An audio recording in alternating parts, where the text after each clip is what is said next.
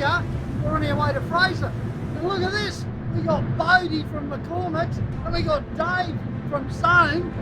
And we're out on an adventure because one of the guys at the DustemUp office reckons he knows where there's some old mining machinery and stuff up here that no one's seen for years. So we're going to go and see if we can find it. Hang on in there, guys. I don't know what chance have you got. Have you seen any ships, Captain? It's been a couple of years since probably 18 months since I've been on the Fraser barge. My first thought is, wow, that great big disconnect with the mainland. It happens on any one of the ferries, I reckon, but particularly the Fraser one because Fraser's so big. Fraser Island means Mecca to me. It's so close to home for me. Quite often I'll visit a few times a year. I know the place inside out. Well, I thought I did. Mate, you get a bit of everything on Fraser Island, so. But in our family, if there's a time we can get away for a minimum of 3 days, it's, we talk about Fraser Island's the place where we would go. It's on my doorstep. I live on the Sunshine Coast, so it's pretty handy.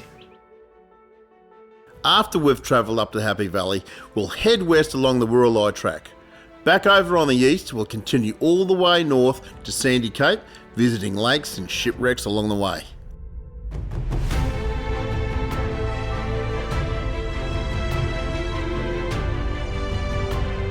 We pull into the first campsite we find and get ready for the action to start in the morning.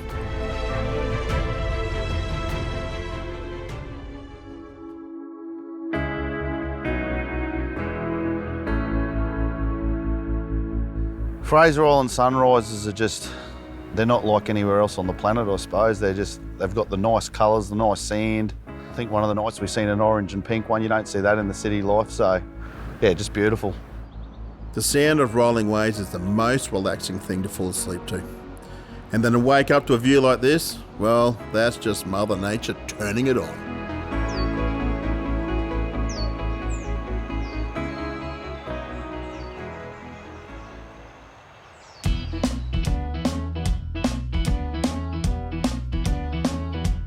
Oh, how good is this, guys? Cloudy everywhere else. And here on Fraser, the sun's shining and the sea's turquoise blue. Beautiful. Couldn't put it any better, mate.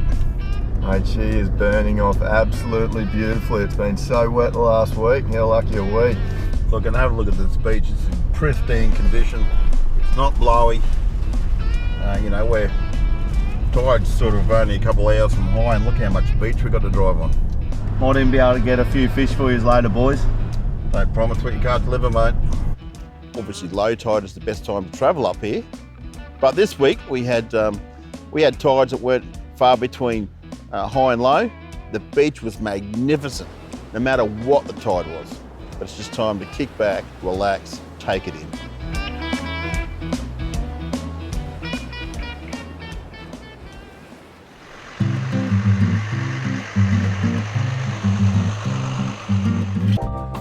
We make a quick stop at Happy Valley to refuel, grab a few supplies and check out the historical artefacts.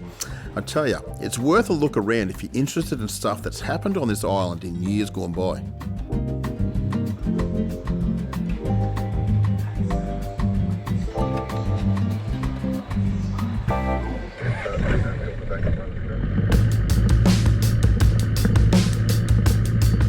I'll tell you what, the inland track here through to Happy Valley is just about perfect at the moment. It must have been all the rain last week.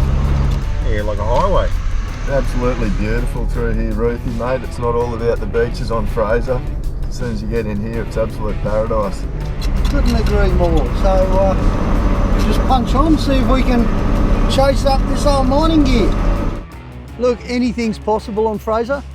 I know for a fact that there could be mining gear buried under sand all over the place. I even know the short period I was here, at least one Chev Blitz truck went missing, assumed swallowed by a sandhill. So there was a sense of it could be possible that there's some mining gear.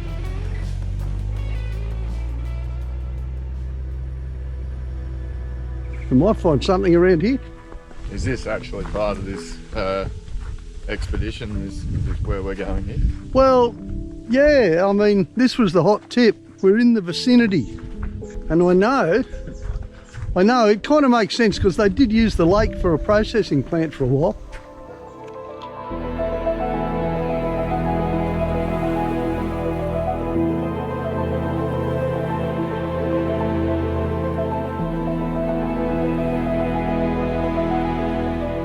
This is Lake Carrawongara, which is just in behind Hidden Valley. And it's funny, you know, you come here and the tour groups come here a lot, but of course there's no tour groups at the moment.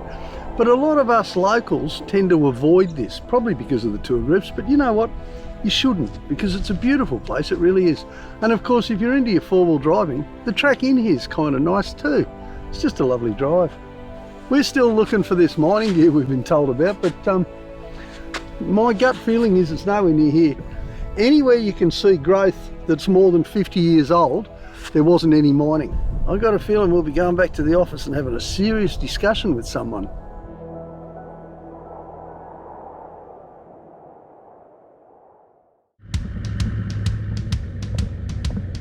Well, it was great to see Lake Carrawongara,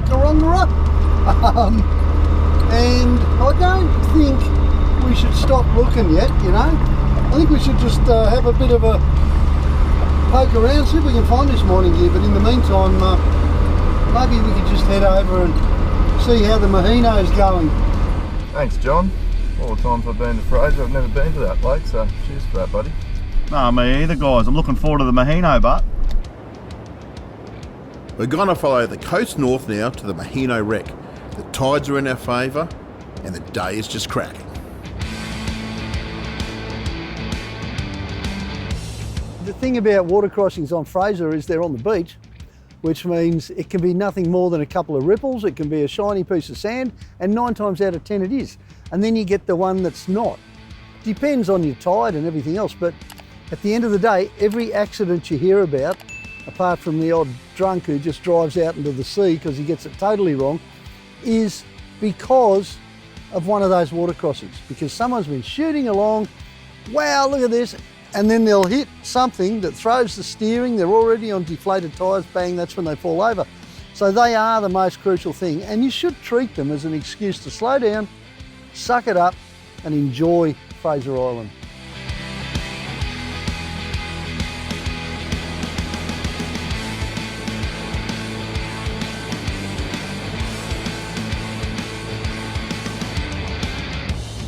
I can see the Mahino up here, guys. Yeah, there she is in all her glory. Mate, looking at the full-size picture of her back there in the cafe, I can't believe how big that ship actually was.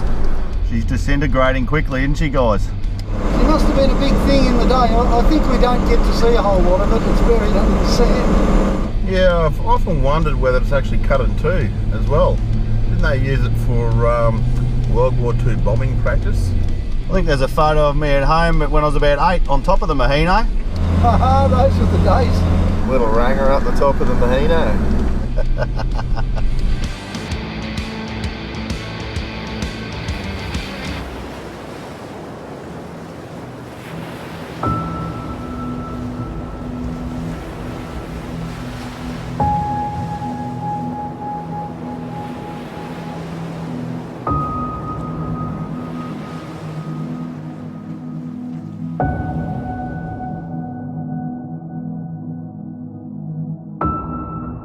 Righto, well this is the Mahino, of course. We all know about the Mahino. Did you know that Mahino is Maori for island? Okay, I didn't know that, but it turns out the Mahino was built in New Zealand.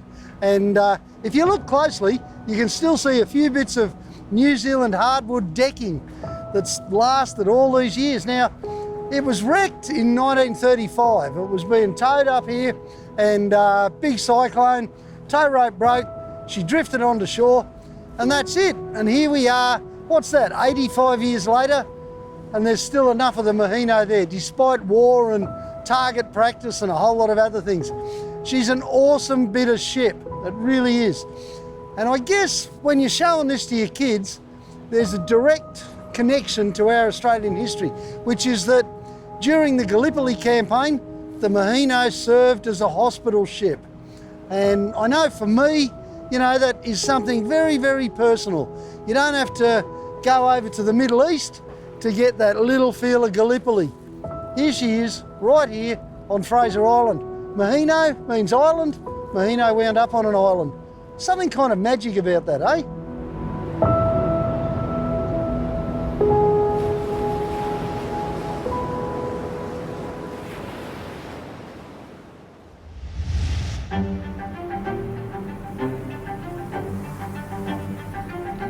Well, I'm pretty excited. Haven't been to the West Coast for many years. From memory, beautiful white beaches, calm water, great camping. A lot of little creeks you can swim in, clean yourself up. Looking forward to it. Really looking forward to it. It's a real effort to get over to the West Coast. You know, if you're driving across, it's going to take a long time. It's a slow track, and it's probably the best I've ever seen it, but it's not unusual for someone to be bogged in front of you, slow the whole thing down, and because of that, very few people go through and camp there.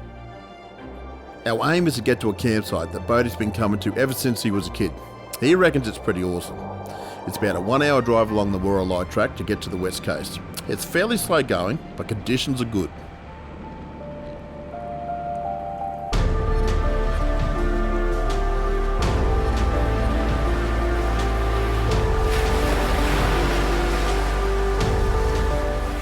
The west coast of Fraser Island, I've sort of been brought up there when I was from a bassinet, I suppose, and over there there's just no traffic. It's quiet, it's beautiful, it's got good fishing spots. There's mud crabs if you know what you're doing and know where to go. So it just ticks so many boxes.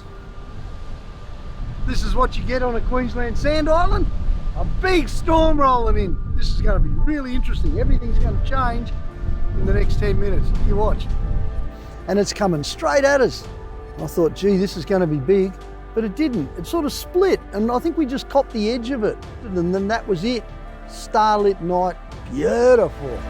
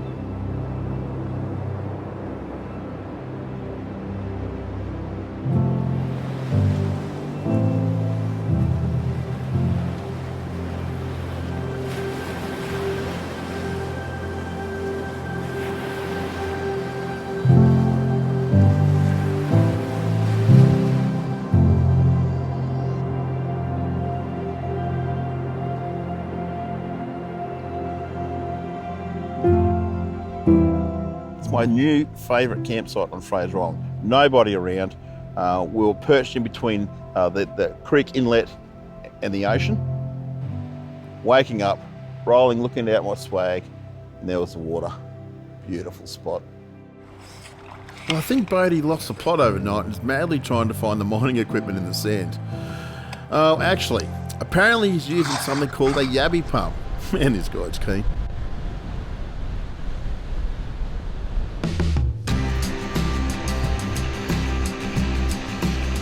Oh, what a beautiful campsite. Well done, Bodie.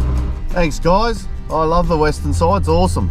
That was the best camp. You can see why your old man wanted to come here once a year for a couple of weeks, mate. Perfect. I think I slept the best I've slept in ages. Great. Look at the beach. Look at its virgin. No one's been on it today at all.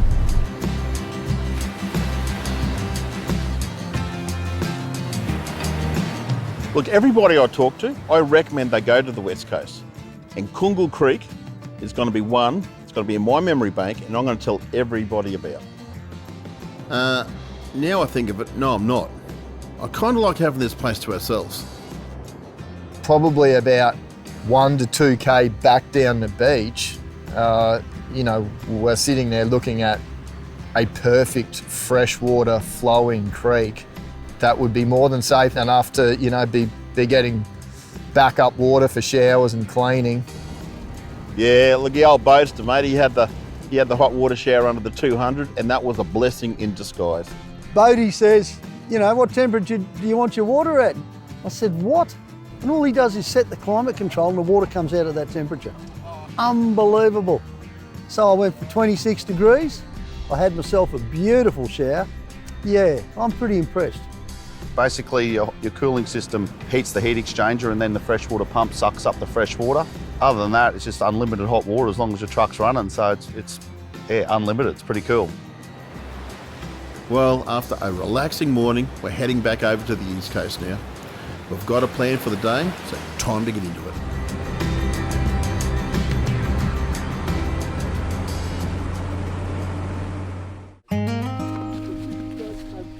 Lake Elm is another one of the freshwater lakes on the island, and it's a nature lover's paradise.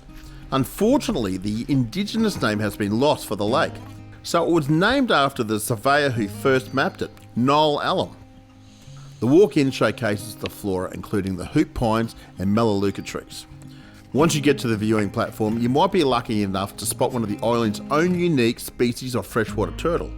They seem pretty tame, but it's important not to feed them. That suits me fine. I'm not great at sharing my food.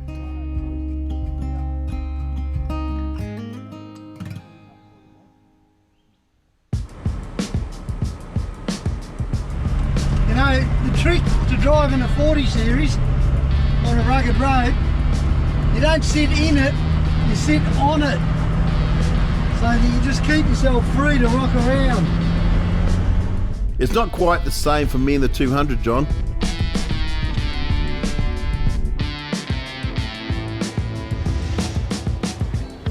Hey guys, I might throw the line in up here somewhere if we find a nice gutter. What do you reckon? Mate, do you mean like the gutter bar? We're on the wrong island for that, aren't we? You're teasing me, mate. No, mate, look, if you can spot a gutter, I'm in for some fresh fish. What about you blokes? Well, look, there's some fishermen up here. I've known Bodie a long time. Great mechanic, great family business, taking care of our trucks. I didn't take him as a fisherman. A bit calmer out there. Obviously there's waves each side, so hopefully we can get some whiting or tailor or a few dart for a feed. Mate, let's go hard. This is awesome. Actually, you go hard. I'll just be over here.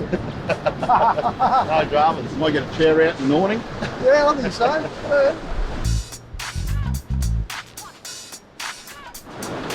How many does it take to go fishing? See? How professional fishermen do it. I think Bodie's attitude to fishing is why it paid off. He was determined to catch a fish. Yeah, so what we're after here is some whiting, some dart. Maybe if Dave gets onto a tail, it'll be pretty special, so there we go. And didn't he come up with the goods?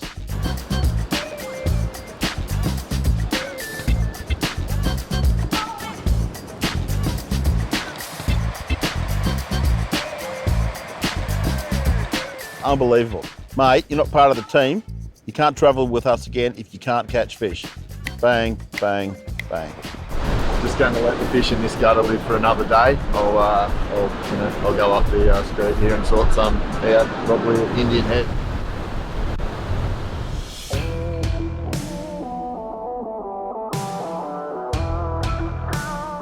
Oh, it looks all firm and filled in, guys. Yeah, apparently it's like a highway in here. I was a bit nervous coming up here thinking about this section. The Nagala crossing was the easiest I've ever seen it. I guess it's like the central tracks and the campsites and pretty much everything else. If it's not being flogged silly by people from overseas, this is the biggest playground on earth. But it's Nagala that stops a whole lot of people, which means from there on north, you only get the dedicated four-wheel drive nuts, the real Fraser fishing heads. That's what you get after a week of rain. Rain last night has certainly packed us down a bit, eh? I was just saying that, hey, this is what you get after a week of rain. Last time I came through here, it was absolute chaos. Nagala Rocks, I've never actually been past, and then going up there towards Sandy Cape, never been up there either. It was the first time on this trip with the boys.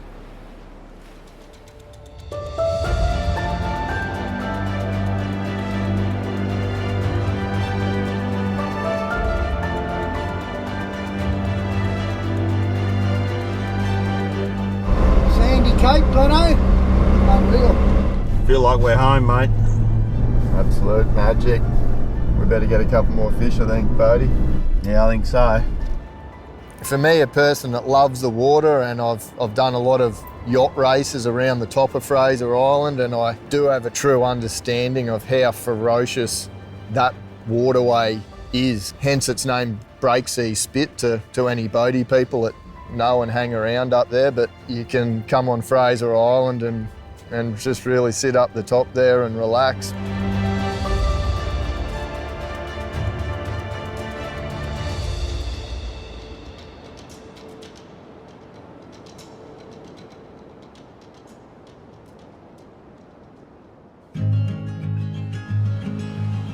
We don't get any time on our DustemUp trips. You know, a lot of people have tried fishing on our sort of work trips. It just rarely happens because you can't pick your time, you can't pick your place, but Bodie made a big effort. Bodie really outdid himself with the catch, and I can't wait for the cook-up tonight. He's organised this bloke. Already had his camp set up and everything. Bodie's tow bar tent.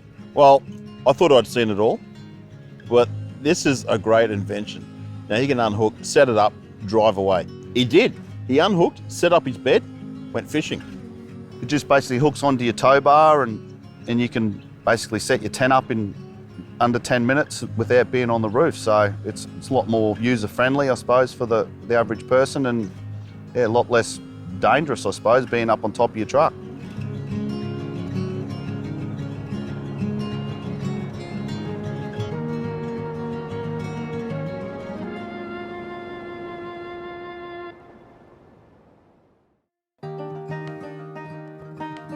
Right, well, I don't believe it because I've been hanging out for someone to come on a trip and catch some fish, and Bodie from McCormick's and Dave from Zone have just reaped the harvest, so to speak. We've got some beautiful fish here. I'm thinking it's trevally. I'm not going to say it's giant trevally, but it was pretty big. Anyway, this is a kind of different way to go about, basically, you could call it a fish taco, but it's just a little bit more exciting than that. Now, normally you would crumb the fish for something like this, but I was talking to Dave and he was telling me about his mother-in-law's technique, and it sort of rung true with something I saw in New Zealand once where they just cooked white fish in vinegar overnight. You know, they never actually cooked it, they just soaked it. So that's what we're going to do. We've got the fish here. I've already given it a good old hit of vinegar. The only vinegar I've got is this apple cider vinegar, but that's just fine. Vinegar's vinegar. It'll probably add something to it, I reckon. And we'll just, oh gee, these fillets are so fresh. Wow. So ideally you'd probably let that sit, you know, 5 to 10 minutes, something like that. And then we just need to cut it into pieces that'll give us friable sizes. Something like that should do. You new people, if you're trying to chop up fish for something like this, the best trick I can give you is to try and keep all the pieces roughly the same thickness, and all that basically does is ensure that if you cook one bit, you cook them all.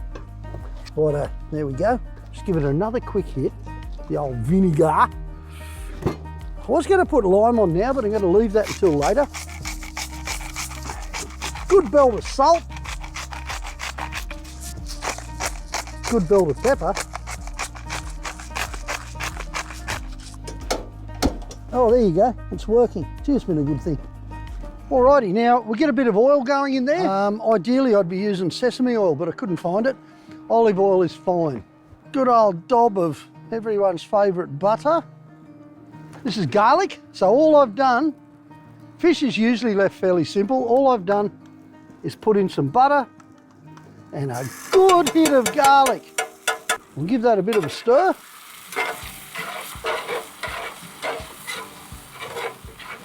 And in goes the fish.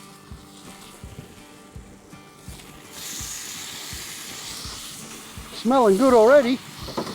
You're probably thinking you've never seen anything like this before. I only put it together today. Just a little bit of heat over there. All this is to make a bit of a salsa. We'll go some onions. Give the fish a bit of a turn. Because the fish is so fresh, I'm not going to burn the onions. I love burnt onions. I love brown onions, you know. But we're just going to take the edge off them, just soften them just a little bit. Tomato, just chopped up fresh tomato. This is just store-bought, thick and chunky salsa. And it's the medium one. You know what that means, don't you? Gleno's on the trip, we're going to be adding chilli. That's sweet corn, in it goes. Oh, it's just all going flat out here, isn't it? It tends to be like that when you're cooking fish. I'll just turn that down just a little bit. Now that salsa's really mild at this stage. So here we go. Bit of the old Gleno special, crushed chilies. Whoops, sorry mate, spilled them. Righto, now there's a million different ways to plate up a taco. This is my way. Put a couple of wraps down. So this is about as simple as it gets. A couple of bits of fish. Put some lime on the side of the plate there. Dole out some salsa. Now, it's kind of up to customer choice about this stage. But I'm not going to give everyone a choice today. I'm just going to put what I reckon and we'll go from there. Some jalapenos, just a couple. And some cheese. Cheese burying the jalapenos for some poor unsuspecting person. Dave-o, it's got your name on it, mate. Thank you, buddy. Gleno, you're here too. Try that, mate. See what you reckon. Geez, mate, I thought I caught more fish than that. Oh, mate, there's more fish here. We haven't cooked it all yet. Don't you worry. Well, you think I'm hiding it in the private stash. You boys did good, eh? They did real good, eh, Gleno? Well done, Bodie. Thank you, guys. Gee, No. is that good, mate? Beautiful, mate. Thank you. I was going to say try this at home, but don't do that. Try this when you come to Fraser, or try it on one of our other great sand islands, you know. And go and see Bodie, get some fishing tips.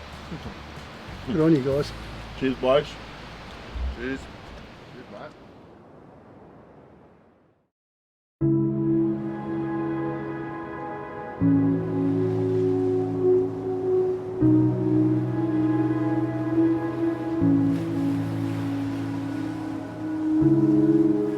Don't mind getting down in the water and just having a fresh little swim in the morning just to wake you up and get the day started, but you know, I definitely aren't going much more than higher than my knee, and just doing a little drop into the water and a quick swim and swiftly getting out of there.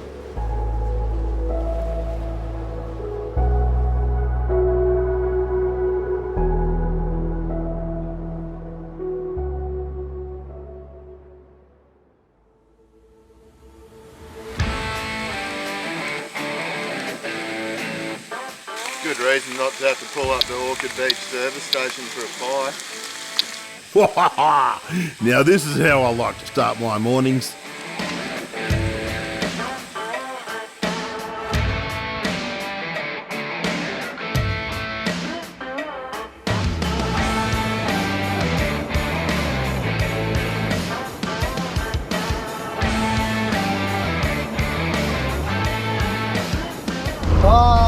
Tell you what, that was a beautiful camp last night, wasn't it? And how well did we do as far as tucker goes? Yeah, it's paradise at Sandy Cape, isn't it, John? But go the lads, the fish and the cook up. Couldn't believe the amount of fish we caught, guys. Over the moon. Cheers for the help, Dave. Appreciate it, buddy. I've been doing this a long time, and the only time anyone on a trip ever caught fish, there was a professional fisherman we paid to come along.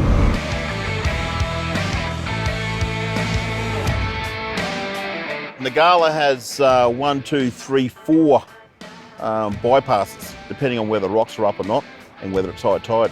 And obviously coming back, we had to use the North Nagala rocks inlet, bypass track, and John went over.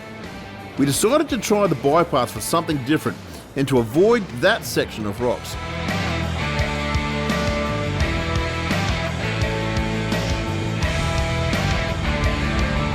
I had to have a couple of attempts. Dave and the Hilux had to have 3 or 4 attempts. By that time, the track had been chewed to pieces. All the hard stuff had been dug up. And poor old Bode, he perched it. We just took this little corner track here to avoid a few rocks, and it turned into a bit of a nightmare. It's very soft. Bodie's stuck right on the top because he's got a fair bit of weight in that truck. Hey, listen, see if you can hook me up, winch, and I'll just try and pull you backwards a little bit, mate.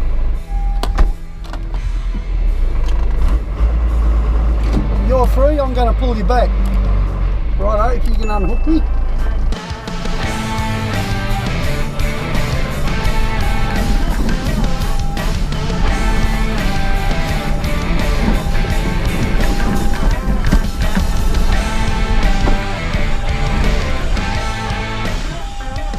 All good, boys?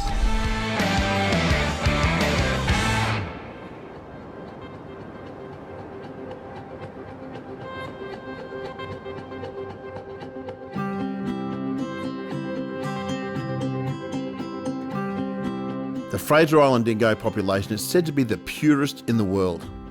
The tagging started in 2002 and helps rangers monitor them. They estimate there's about 200 dingoes roaming the island, and it's best to leave them be, as they have been known to be aggressive.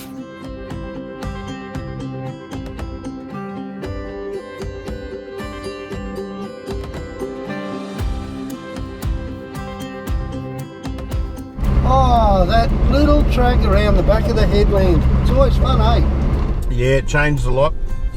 We're pretty fortunate there's been a bit of rain. It's nice and hard.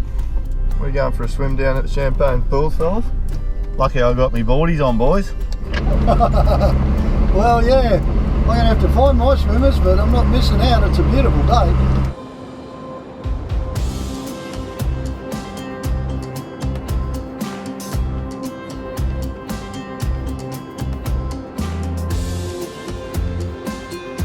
Well, this is the Champagne Pools, of course. And like Gleno just pointed out, like the rest of Fraser, it's changing all the time. There's a lot more sand here than normal, which actually makes it beautiful. It's always beautiful. It's just a wonderful place. If this isn't on your bucket list, then make it so. And you'll see, as soon as you get here and have a swim, why it's called the Champagne Pools. You work that out for yourself.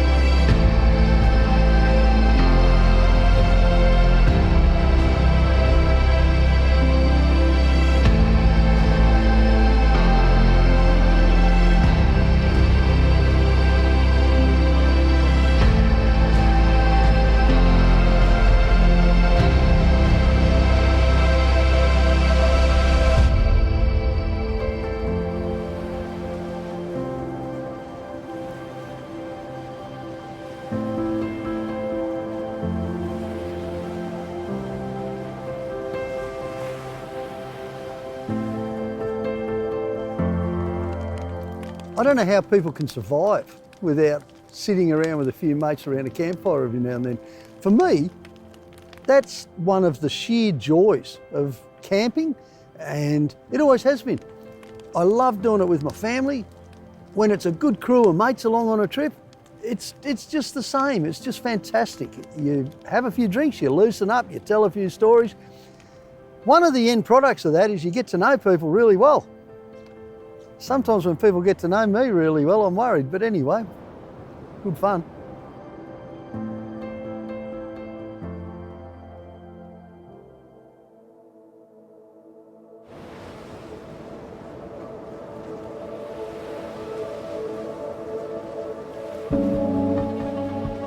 Fraser Island. You don't have to be a genius to work out what's going on the Queensland coast, do you? You know?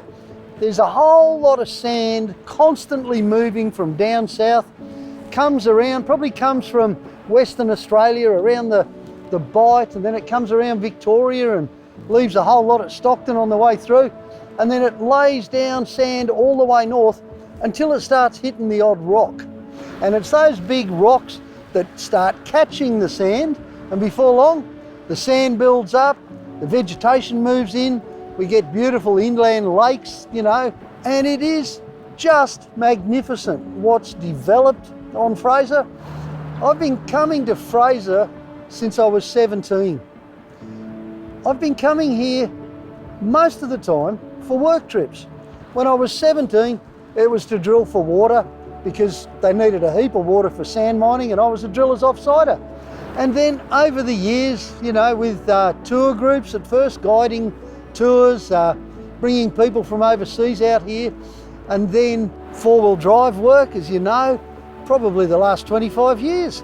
It doesn't matter whether you come here for work or whether you come here just to play. This beautiful Fraser Island environment just engulfs you. It just relaxes you. It just makes you fall back in love with Mother Nature in every sense. Look, there's a magic to Fraser Island.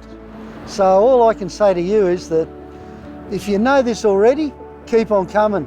And if you don't know it already, come on out and have a look.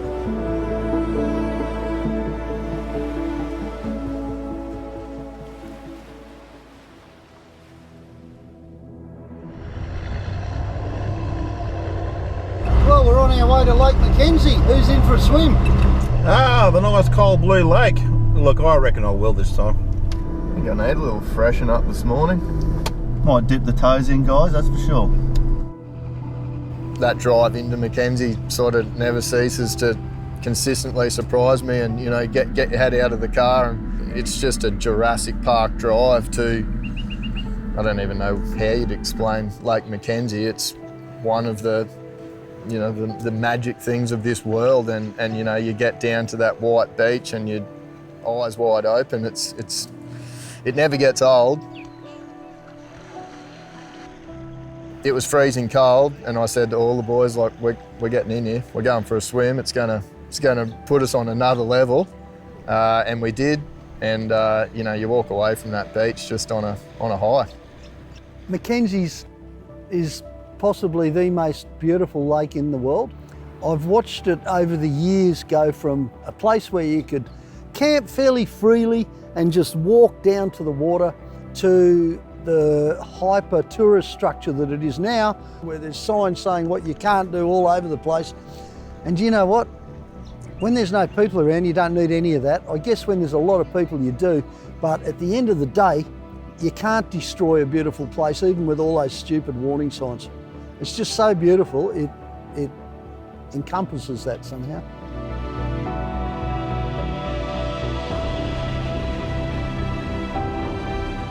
Truth, Gleno, it's hard to believe that this is the last trip for the season. What a season it's been. Been massive. Pretty surreal, actually. Here we are, it's finished, the whole season.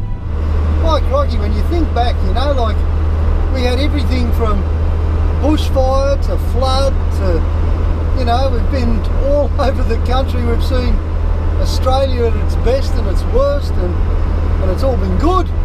And then just to top it off with a week like this, I mean, it's been fantastic. I'd just really like to say thanks, fellas. Thanks for letting me tag along on the handful of the trips this season. It's been an absolute glamour of a year for adventuring for me, and I guess, yeah, all those key adventures I've done this year have been with you guys, so thank you. I think, in a way, it's fitting that for the last trip for the season, we came to somewhere that's so familiar to us, Fraser Island.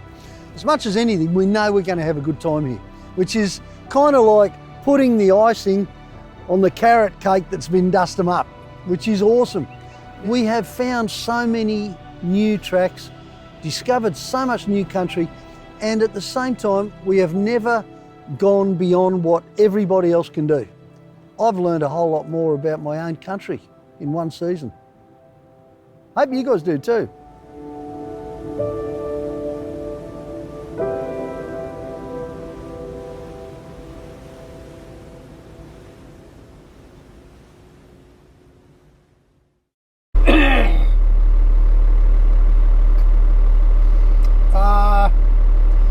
one, seen one, Fraser Island, and mildly hungover.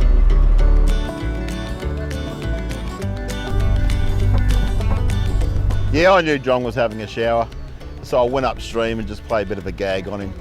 He'll see the footage and know it was real. Not.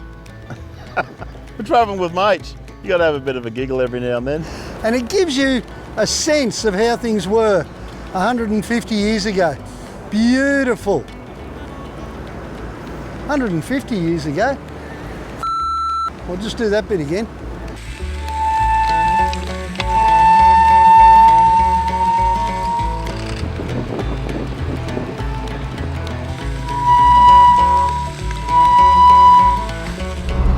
Oh, yuck.